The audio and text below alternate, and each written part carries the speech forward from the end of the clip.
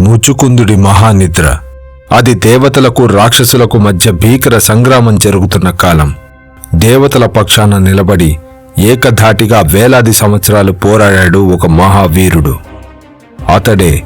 అతడే ఇక్ష్వాకు వంశజుడు, చక్రవర్తి ముచుకుందుడు. అలుపెరగని ఆ యుద్ధంలో అతనికి పగలు లేదు, రాత్రి లేదు. విశ్రాంతన్న పదమే తెలియకుండా కత్తిపట్టి నిలబడ్డాడు. యుద్ధం ముగిసింది. ముచుకుందుడి పరాక్రమానికి మెచ్చి దేవేంద్రుడు స్వయంగా ప్రత్యక్షమయ్యాడు.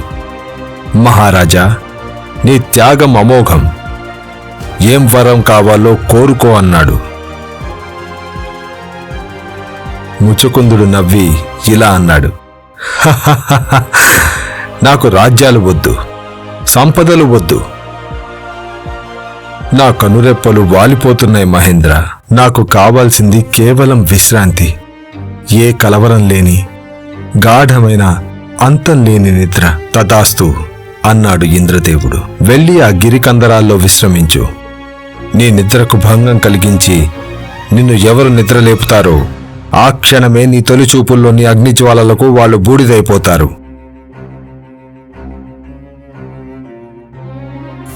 అని చెప్పి ఇంద్రదేవుడు వెళ్ళిపోయాడు. యుగాలు మారాయి. త్రేతాయుగం వెళ్ళి ద్వాపర యుగం వచ్చింది.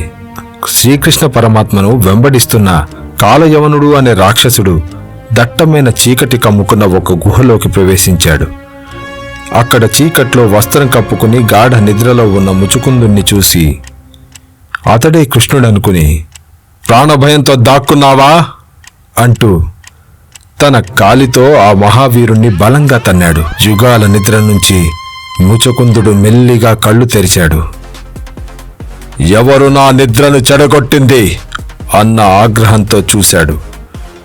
ఆ తొలిచూపు, ఆ కళ్లల్లోంచి రగిలిన కోపాగ్ని క్షణాల్లో కాలయవనుణ్ణి కాల్చి బూడిద చేశాడు.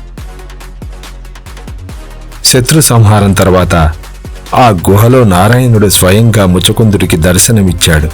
తొలిచూపుతో రాక్షసుణ్ణి అంతం చేసిన ఆ కళ్ళు మలిచూపుతో మాధవుణ్ణి చూసి తరించాయి. అది ఒక మహావీరుడి కథ, ఒక యోగి తపస్సు.